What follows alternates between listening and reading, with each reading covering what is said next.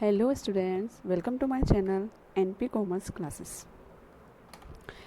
NP commerce classes पर आपको class 11 और आने वाले टाइम में 12th इन दोनों क्लासेस के सभी सब्जेक्ट्स को कवर किया जाएगा, जो कि एनसीईआरटी बेस्ड सिलेबस होगा।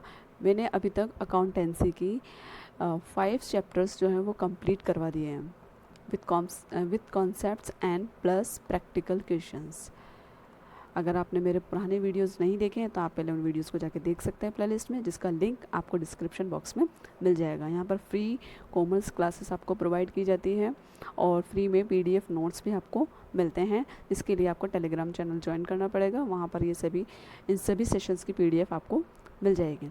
ठीक है, तो चलते हैं हम आज के सेशन में। इससे पहले मैंने आपको जर्नल एंट्रीज के कंसेप्ट्स और कैसे करते हैं ये सभी चीज़ें विद कंसेप्ट्स 3 सेशन में पूरी कराई थी। पार्ट 1, 2, 3 3 पार्ट्स दिए थे इसके बाद मैंने एक इसका प्रैक्टिस सेशन लिया था, जिसके अंदर हमने 3 क्वेश्चंस को डिस्कस किया था।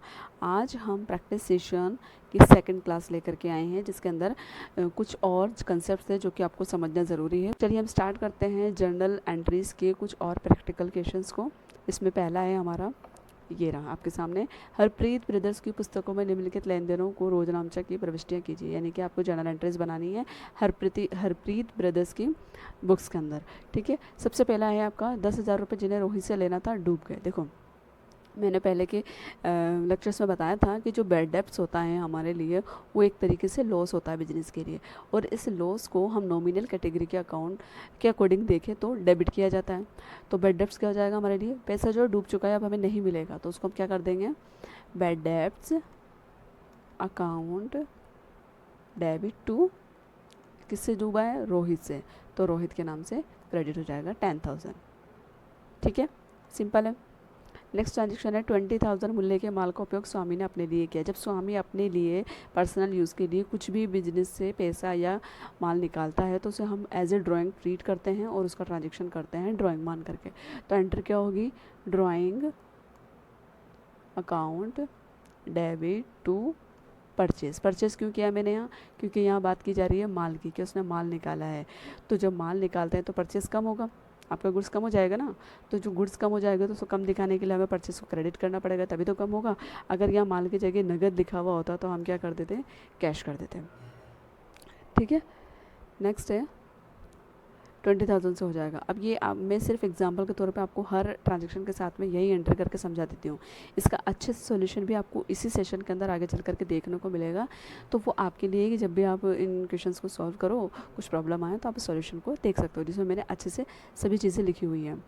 नेक्स्ट है 3 लाख की मशीन पर 10% वार्षिक की दर से 2 माह का डेप्रिसिएशन लगाना है। डेप्रिसिएशन भी बिजनेस के लिए लॉस होता है और लॉस को हम डेबिट करते हैं अकॉर्डिंग टू नॉमिनल अकाउंट। तो 3 लाख का सबसे पहले तो हम डेप्रिसिएशन की कैलकुलेशन करेंगे कि 3 लाख की आपकी मशीन थी, जिस पर कितना परसेंट दे रहा है, 10%। कितने महीने का, 2 मंथ्स का, तो कैलकुलेट कर लेना 5,000 आएगा।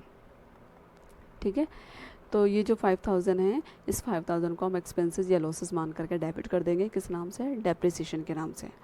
Depreciation account debit to cash नहीं, सॉरी, यहाँ आ जाएगा मशीन पे लगाया, जिस मशीन पे लगाया उस मशीन को क्रेडिट कर दिया जाएगा। क्यों किया जाएगा, क्योंकि मशीन का मूल्य यहाँ पर कम हो रहा है। जितने की मशीन है 3 लाख के, 3 लाख में से अगर 5,000 रुपये लॉस के चले गए तो वो कम हो जाएंगे ना 3 लाख में से, इसलिए मशीन को क्रेडिट किया जाता है। तो डेप्रिसिएशन लॉसेस है, इसलिए इसको डेबिट करते हैं।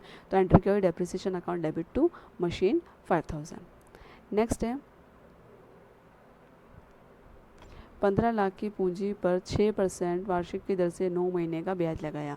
इंटरेस्ट ऑन कैपिटल, इसको हम क्या करेंगे, एंट्री करेंगे। इंटरेस्ट एक तरीके से एक्सपेंसेस है जो कि हम पे कर रहे हैं कैपिटल पे, तो उसको हम एक्सपेंसेस को क्या करते हैं, डेबिट करते हैं, इसलिए इसको क्या कर देंगे, debit. Interest on capital account debit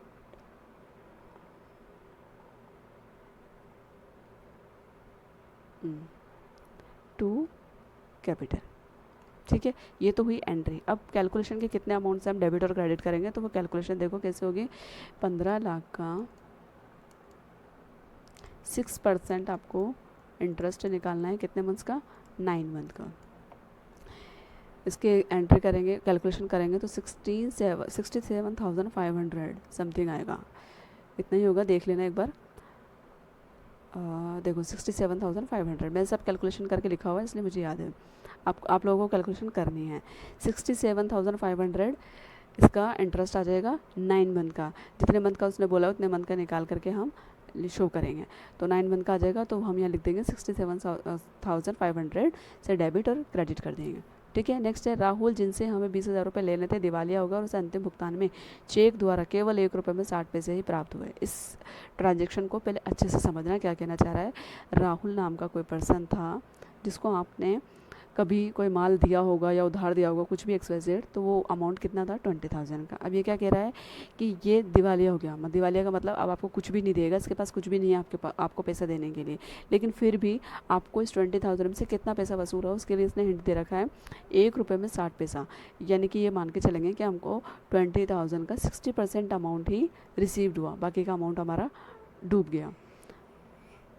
तो 20,000 का 60% हम निकालेंगे, कितना आएगा 12,000। इसका मतलब 20,000 रुपये में से 12,000 रुपये तो हमको रिसीव्ड हो गए। ठीक है।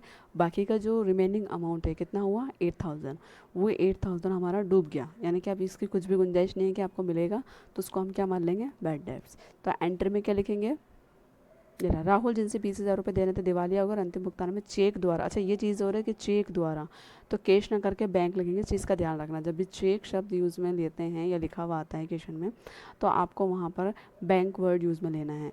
तो हमें रिसीव्ड हुआ तो बैंक, पैसे आया हमारे पास है तो बैंक अकाउंट, डेबिट आने वाली चीज़ को डेबिट करते हैं। और बैड डेब्ट्स, देखो 12,000 रुपये तो मिले थे, तो 12,000 रुपये को हम डेबिट कर देंगे क्योंकि बैंक अपने पास में कैश बढ़ा है, पैसा आया है।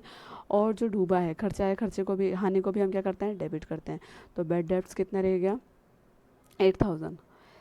यहाँ लिखते हैं, देखो बैंक अकाउंट डेबिट 12,000, पूरा मिला 12,000, 20,000 में से 12,000 मिला, डूबा कितना, उसको हम बैड डेब्ट्स अकाउंट से डेबिट कर देंगे 8,000 टू, क्या नाम था, राहुल, 20,000। ठीक है। इस तरीके से ट्रांजेक्शन करेंगे। अच्छे से पढ़ना है, समझना है, उसके बाद में करना है कि जब भी ऐसे लिखा हुआ है कि 1 रुपये में से इतने पैसे मिले, तो आप हमेशा वहाँ परसेंटेज यूज़ करके अमाउंट निकाल सकते हो कि 1 रुपये में 60 पैसे मिल रहा है, इसका मतलब 20,000 में से 60% अमाउंट ही हमको रिसीव्ड हो रहा है। ठीक है। नेक्स्ट है 80,000 लागत का माल मोहन को 1,00,000 रुपये में बेचा। आपने मोहन को माल बेचा है, सेल गई है, तो जितने की थी लागत से मतलब नहीं है, सेल अमाउंट जो आपको दिखा रही है कितने में बेचा, मतलब वो प्रॉफिट समेत है। तो सेल हमेशा कॉस्ट प्लस प्रॉफिट को ही इंडिकेट करती है। तो कितने में बेचा 1,00,000 में, तो 1,00,000 से ही हम ट्रांजेक्शन करेंगे। अब क्योंकि यहाँ पर्सन के नाम लिया जा रहा है कि मोहन को बेचा, इसका मतलब है कि उधार पे माल बेचा होगा, तो इसलिए मोहन करेंगे Mohan account debit to sale, और पूरा 1,00,000 अमाउंट दिखाएंगे। ठीक है। क्योंकि सेलिंग प्राइस में हमेशा कॉस्ट प्लस प्रॉफिट ऐड होकर के आता है, इसलिए 1,00,000 से दिखाएंगे। इसमें और नहीं है। हाँ, तो बस यही, इस क्वेश्चन के अंदर बस इतने ही ट्रांजेक्शन्स हैं, उनको मैंने देखो यहाँ अच्छे से लिखा हुआ है, वो सिर्फ समझाने के लिए आपको साइड में लिखा था। आप जब प्रैक्टिस करोगे तो उसको देख करके कर सकते हो। सभी चीज़ें अच्छे से लिखी हुई हैं, और लास्ट के अंदर हम इसका टोटल लगा देंगे। टोटल हमेशा इक्वल आना चाहिए, ये मैंने आपको लास्ट सेशन में ही बताया था। अगर डिफरेंस आता है इसका मतलब कहीं ना कहीं एंट्री में गड़बड़ हुई है। ठीक है। एक और क्वेश्चन ले लेते हैं हम, जिसमें है prepare journal from the transactions given below. In transactions का आपको एंटर करनी है। पहला है मशीन की स्थापना के लिए दी गई नगद राशि। मशीन की स्थापना के लिए या मशीन पर किया गया कोई भी खर्चा होता है तो वो हमेशा मशीन या जो भी फिक्स असेट्स का नाम लिया गया है उसमें ऐड होकर के उसको असेट्स के नाम से शो करेंगे। तो कितना पेमेंट किया है आपने 5,000, तो क्या एंटर करेंगे हम machine account debit to cash 5,000 से। ठीक है। नेक्स्ट है माल दान में दिया। माल दान में दो या किसी भी तरीके से फ्री सैंपल में, नमूने में, किसी भी रूप में अगर हम माल को देते हैं तो वो जिस वे में दिया गया है उसको तो हम कर देते हैं डेबिट, और परचेज को कर देते हैं क्रेडिट, क्योंकि वो उसमें से कम हो जाता है। तो यहाँ पर चैरिटी में दिया है आपने, तो क्या कर दोगे charity account debit to purchase, क्योंकि परचेज कम हो जाएगी ना, जितना माल था उसमें से आपने 20,000 का दे दिया तो अब 20 उतना नहीं रहेगा जितने का था, इसलिए परचेज को क्रेडिट कर देते हैं, तो 20,000। नेक्स्ट है पूंजी पर 7% वार्षिक की दर से ब्याज लगाया जबकि पूंजी 7 लाख रुपए थी। कैपिटल आपके पास थी 7 लाख की, इसके ऊपर आपने कितना परसेंट लगाया, 7% से इंटरेस्ट लगाया। यहाँ पर कोई टाइम पीरियड नहीं लिखा गया है कि कितने मंथ का देना है, इसलिए हम पूरे 12 मंथ्स का ही काउंट करेंगे। तो 7 लाख का 7% निकालेंगे तो कितना आ जाएगा, 49,000। तो सॉरी कहाँ गया, तो 7 लाख का 7% निकालेंगे तो 49,000 आ जाएगा। 49,000 से हम एंटर करेंगे, एंटर क्या होगी, interest on capital account debit to capital. ठीक है, नेक्स्ट है पिछले वर्ष अप्राप्य मानकर समाप्त किए गए डूबत ऋण के 12,000 रुपये मिल गए। देखो किसी ईयर लास्ट ईयर आपने बैड डेब्ट्स जिन्हें माना था, आपने ये समझा था कि अब इनसे पैसे नहीं मिलेंगे, 12,000 के थे वो, उनसे पैसे मिल गए। तो जब डूबे थे तो हमने बैड डेब्ट्स को डेबिट किया था। अब जब वो मिल गए तो बैड डेब्ट्स रिकवर्ड के नाम से हम उसको क्या कर देते हैं, क्रेडिट कर देते हैं। तो ये पैसा अब आपको प्राप्त हुआ है, तो क्या कर देंगे, कैश आया हमारे पास में, तो cash account debit to bad debts recovered account, कितना, 12,000। नेक्स्ट है आग से माल नष्ट हुआ। माल आग से नष्ट हो या चोरी से हो या किसी भी तरीके से अगर माल नष्ट होता है, डिस्ट्रॉय होता है, तो उसको हम क्या कर देते हैं, डेबिट करते हैं और परचेज को कम कर देते हैं। तो यहाँ हम करेंगे लॉस हुआ है आपका एक तरीके से, तो वो किस वजह से हुआ है, यहाँ फायर से, तो लूज बाय फायर, लॉस को हम डेबिट करते हैं, इसलिए यहाँ डेबिट कर रहे हैं, account debit according to nominal account to purchase, क्योंकि कम हो गया है ना जलने से, तो 10,000 से हम उसको परचेज को कम कर देंगे। ठीक है, नेक्स्ट है रेंट आउटस्टैंडिंग। रेंट आउटस्टैंडिंग का मतलब क्या है कि आपने चुकाना था लेकिन अभी तक आपने नहीं चुकाया, तो एक तरीके से लायबिलिटी हो गया। लायबिलिटी क्या होती है, क्रेडिट होती है, तो एंटर क्या होगी, rent account debit to outstanding rent, 9,000 से एंटर कर देंगे। फिर है interest on capital, interest on drawing है। ड्राइंग को हम क्या करते हैं, डेबिट करते हैं, ड्राइंग्स को करते हैं हम डेबिट, तो कर देंगे यहाँ भी drawings account debit to interest on drawing. Interest on capital debit होता है, इंटरेस्ट ऑन ड्राइंग क्रेडिट होता है। कितने से था, 9,000 से, तो 9,000 आ जाएगा। ये सारी चीज़ें मैं आपको लास्ट सेशन जो मैंने कंसेप्ट वाला जो सेशन लिया था उसमें सारी चीज़ें अच्छे से समझा रखी किस तरीके से क्या एंट्री करते हैं। सुधीर कुमार जिसने हमें 30,000 रुपये का उधार चुकाना था लेकिन चुकाने में असमर्थ रहा और केवल 1 रुपये में 45 पैसे का ही भुगतान कर सका। यहाँ भी किससे कर रहा है, चेक से पेमेंट हो रहा है, यानी कि 30,000 रुपये हम किसी के अंदर मांगते थे, उसने हमें पूरे 30,000 रुपये ना चुका करके 1 रुपये में 45 पैसे चुकाया। इसका मतलब 30,000 रुपये का आपको केवल 45% ही मिला और बाकी का पैसा डूब गया। तो इसकी एंट्री हम क्या करेंगे, देखो चेक से मिला तो आपके पास में कैश आया तो हम उसकी एंट्री करेंगे, कैश ना करके बैंक करेंगे। क्यों, क्योंकि यहाँ चेक से पेमेंट हो रहा है। बैंक अकाउंट डेबिट, और जो पैसा डूब गया उसको भी कर देंगे डेबिट। 45% ही मिला तो इसका मतलब 55% जो पैसा है वो हमारा डूब गया। तो यहाँ पर बैड डेब्ट्स के नाम से हम उसको कर देंगे डेबिट टू, क्या नाम था, सुधीर। ठीक है, जितना अमाउंट आएगा कैलकुलेशन कर लेना, 30,000 का 45% उसको यहाँ लिख देंगे, डूबे हुए पैसे को यहाँ लिख देंगे और टोटल अमाउंट 30,000 को हम क्रेडिट कर देंगे सुधीर के अकाउंट में। लास्ट है आपका कमीशन अग्रिम प्राप्त किया, इंटरेस्ट रिसीव्ड। अच्छा ये ड्राइंग आ गया क्या, यहाँ ड्राइंग नहीं है ये, सॉरी ये गलत लिखा है, यहाँ आएगा आपका कमीशन रिसीव्ड इन एडवांस। ठीक है, इसको ठीक कर लेना, प्रिंटिंग मिस्टेक होगी, टाइपिंग मिस्टेक होगी, सॉरी। हाँ तो कितना था, 70,000। इसकी एंट्री क्या करेंगे, अब हमने प्राप्त किया, इसका मतलब कैश हमारे पास में आया है तो उसको हम दिखाएंगे cash account debit to commission in advance. ठीक है, देखो ये यहाँ पर कैलकुलेट ये लिखा हुआ है अमाउंट, सारा मैंने डिटेल से अच्छे से समझा रखा है। आप पूरे सेशन को देखोगे तो आपको हर चीज़ समझ में आ जाएगी। लास्ट में हमने कमीशन रिसीव किया था तो cash account debit to commission receive कितना था, 70,000। ठीक है, सिंपल था।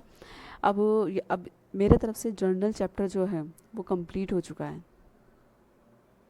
देखो जनरल चैप्टर मैंने कंप्लीट करा दिया है विथ 3 सेशंस के अंदर, जिसमें मैंने हर कॉन्सेप्ट को डिटेल से समझाया है, 3 अलग अलग वीडियो लेक्चर्स प्रोवाइड करा के आपको।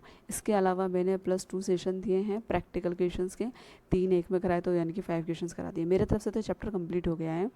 अब आपको प्रैक्टिस करनी है, और प्रैक्टिस करने के दौरान अगर आपको कहीं प्रॉब्लम आती है और कुछ कन्फ्यूज़न रहता है तो फिर आप मुझसे कमेंट बॉक्स में लिख सकते हैं, तो फिर मैं आपके सॉल्यूशन को नेक्स्ट वीडियो में बताऊँगी। ठीक है, तब तक के लिए थैंक यू। अब हम आगे का चैप्टर नेक्स्ट वीडियो में डिस्कस करेंगे।